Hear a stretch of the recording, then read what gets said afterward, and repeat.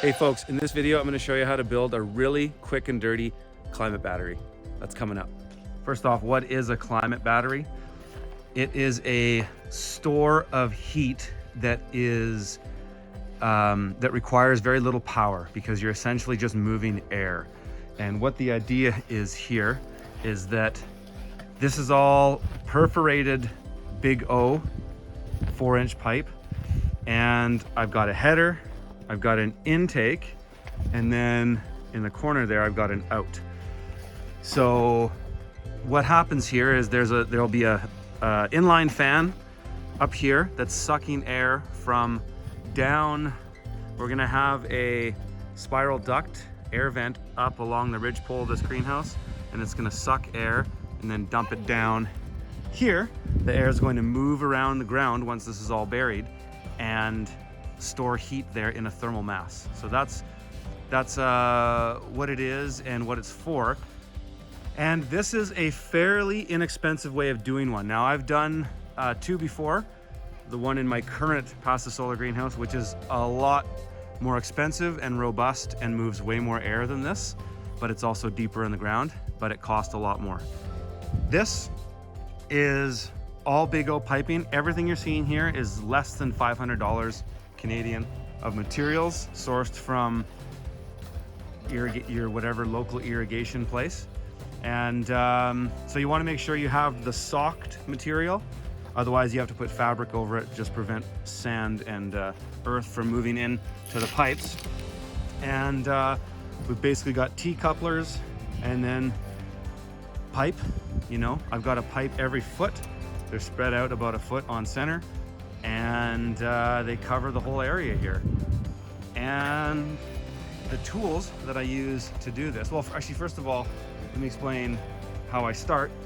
I basically start by building the headers and just do some rough measurements to figure out where you are. And it's rough, like it's not exact. This stuff is really hard to work together. And what I'm using is pins, concrete pins, framing pins or form pins to hold it.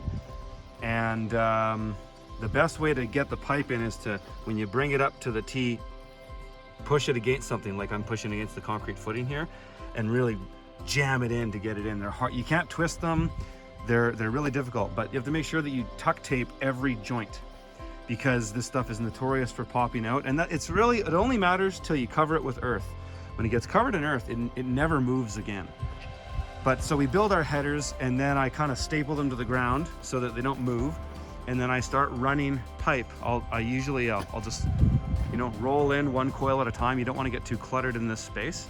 And then open up that roll, attach your first pipe, and then roll your roll. Don't try to unspiral it. Roll it out, and then start putting it together, basically. So the tools that I'm using to do all this, here's my concrete pin. You can use scrap rebar, whatever. A hammer to hammer those in, a knife to cut my tape, and then I prefer scissors to cut the sock on this stuff. If you have a really sharp knife, it can be fine, but I find scissors just kind of get a cleaner cut anyways, and you have to swing your knife around. So those are the tools that I use, and of course tuck tape to tape all the joints. So once it's all put together, the next step is burying it in sand, and then spreading that sand around and packing it. And you know what? You don't have to use sand. You can use soil right out of the gate. I just find that sand packs way better, and it's cleaner, and it holds more thermal mass. Because I'm putting 2 feet of soil on top of this. There's going to be raised beds that are 2 feet high. The sand level will be the sill of that door there. And yeah, so it's a shallow climate battery, but it's the idea with this climate battery is it's kind of a 3-season climate battery. This greenhouse is a 3-season greenhouse, and it can do stuff over winter, but only cool weather crops. I can keep it from getting freezing in here, but it won't stay warm. It'll be warm during the day, always. That's the nice thing about a climate battery. If you're just in just a hoop house, just a standard hoop house, will lose most of that temperature at night.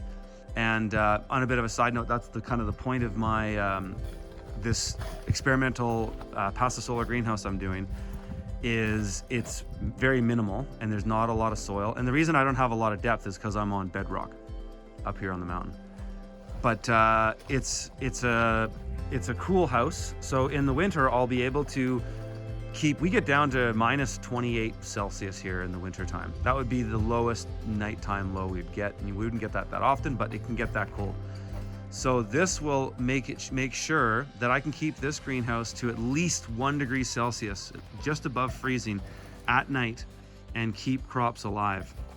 And another experiment I'll do, as another side note before we wrap this video up, is what I'm actually doing in this greenhouse. So outside of our climate battery that we've discussed in this video, I am putting a line of thermal or radiant PEX above this that's going to be connected to a wood boiler. And that's what some of this piping is over here. So there'll be, kind of two elements to this.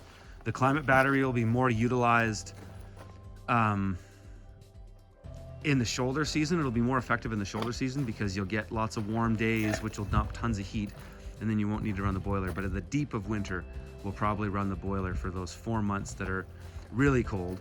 And that's what will potentially get us above 1 degrees at night if we choose. Well, that's it for today, folks. If you found that video helpful, if you liked that, make sure to like the video, subscribe to the channel.